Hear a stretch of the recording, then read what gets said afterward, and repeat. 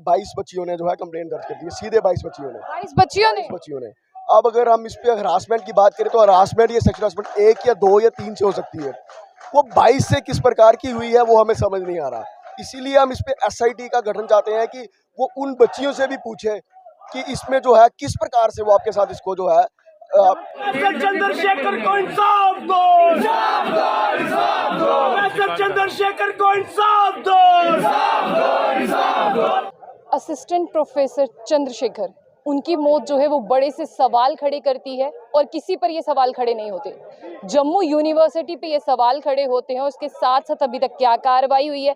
अनिरुद्ध है हमारे साथ। पहले मैं आपको बता दूं कि यूनिवर्सिटी का माहौल किस तरह का है और यहाँ पर अनिरुद्ध आप बताएं, क्लासेस हो रही हैं?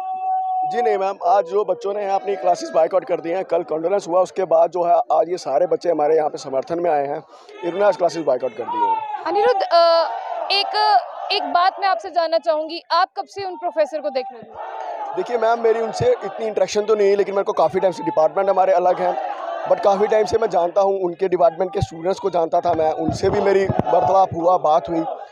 आज तक 17 साल के कैरियर में सर के ऊपर कोई एलिगेशन नहीं लगाई है। अगर कोई इंसान ऐसा हो तो वो एक रातों रात ऐसा नहीं होता। 17 साल के कैरियर में उनके ऊपर कोई एलिगेशन नहीं आई है और वो ऐसे नहीं थे, इसलिए वो सदमे को बर्दाश्त नहीं करते। अनिरुद्ध, मेरे को ये चीज़ बताएं कि आप इस डिपार्टमेंट का हिस्सा हैं, चाहे आपके सब्जेक्ट्स अलग हों, लेकिन आप एक दूसरे को जानते हैं। ऐसा क्या था जो बोर्ड पर लिखने को वो मजबूर हो गए कि सब सच है क्योंकि कहानी झूठी है? बिल्कुल मैम, इसीलिए हम आवाज़ उठा रहे हैं कि जो उन्होंने लिखा है, इसको आप अगर देखें तो एक छोटी बात नहीं है, इसका बहुत गहरा मतलब है कि जो बोला जा रहा है वो सच है, लेकिन कहानी जो बनाई जा रही है वो झूठी है। इसीलिए हम इस पे, देखिए, हम भी नहीं बता पाएंगे, डिपार्टमेंट भी नहीं बता पाएगा। हमने डीसी साहब से बात की, हम इस पे एसआईटी की मांग करते हैं, एसआईटी का टीम का गठन हो, इसमें वो जल्द से जल्द एक इन्वेस्टिगेट करें और जो कल्प्रिट्स हैं उनको सामने लाए और बताएं कि इसमें क्या कॉन्स्पिरेसी हुई है। अनिरुद्ध, एक आखिरी मेरा सवाल आपसे ये रहेगा, ये यूनिवर्सिटी डिपार्टमेंट बहुत बड़ा है, बहुत सालों से ये चल रहा है, ऐसे केसेस कोई पहले या दूसरे नहीं होंगे, बहुत से केसेस ऐसे होंगे, पर एक प्रोफेसर का सुसाइड करना, क्या उनकी कोई सुन नहीं रहा था? क्या आपके डिपार्टमेंट में यहाँ पर किसी की सुनाई नहीं होती? जी मैम, बिल्कुल, मैं आपको बताना चाहूँगा, ये पहले हरासमेंट के केस या ये जो भी केस हैं, ये पहली बार नहीं आया। ये बड़ी देर से कई प्रोफेसर्स पे आज तक चल रहे हैं, कहीं चलते चलते रिटायर भी हो चुके हैं। ये पहली बार नहीं आया, बट ये पहली बार हुआ कि 2 दिन में फैसला आ गया। 2 दिन में आपने उनको कल्प्रिट बता दिया है।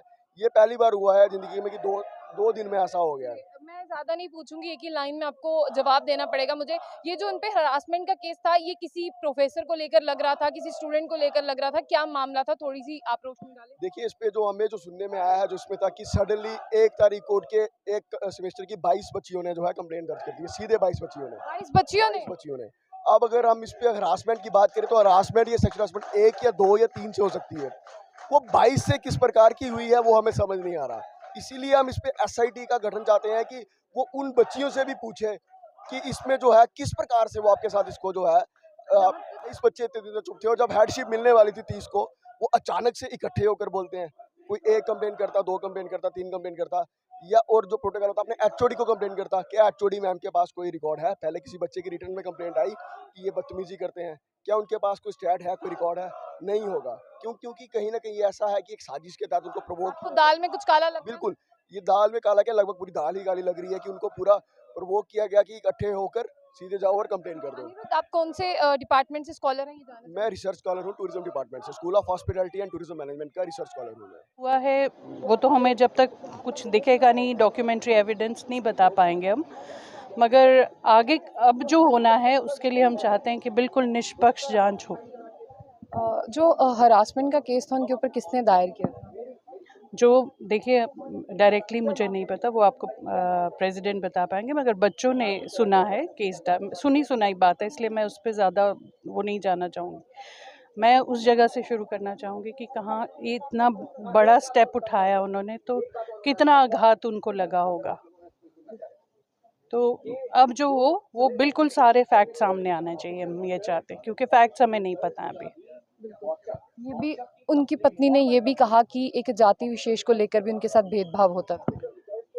अब ये वही बता सकते हैं, मैं सच आपको बता रही हूँ कि मैं उसके बारे में कोई वो नहीं दे सकती, क्योंकि हमने कभी नहीं ऐसा समझा, ना कभी कुछ ऐसा फील किया है, मगर हाँ उन्होंने फील किया है, तो ये तो वही बता सकती हैं कि किस तरह से उनके साथ उनके पति ने क्या बात की और किस तरह से उनको लगा कि ऐसा हुआ।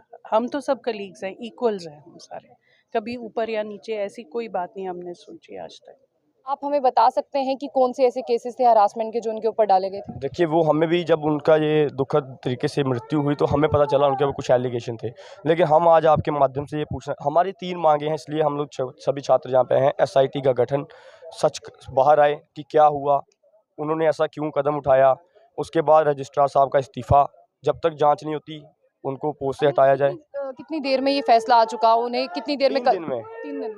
3 दिन में। ऐसे और केसेस नहीं थे इस वो यूनिवर्सिटी? सारे अभी भी चल रहे हैं, सालों से चल रहे हैं। कुछ प्रोफेसर्स के ऊपर इल्ज़ाम थे, वो रिटायर होके भी चले गए, लेकिन इनके साथ क्या हुआ अब वो जानते उनकी जो। पत्नी ने जब एक पर्टिकुलर न्यूज़ चैनल से बात की, उन्होंने ये बताया कि कास्टिज्म सिस्टम जो है वो अभी भी है। क्या किसी ने देखा यहाँ पर? ये अब हमारे संज्ञान में ऐसा नहीं है, लेकिन अगर उनके साथ कुछ ऐसा हुआ, क्योंकि उनकी पत्नी बता रही है, तो कुछ शायद हुआ हो। घर पे तो डिस्कस करते बिल्कुल, होंगे। तो वो बड़ा दुखद है। हम उसकी निंदा करते हैं और ये चाहते हैं कि इनका जो है इंसाफ होना चाहिए चंद्रशेखर जी।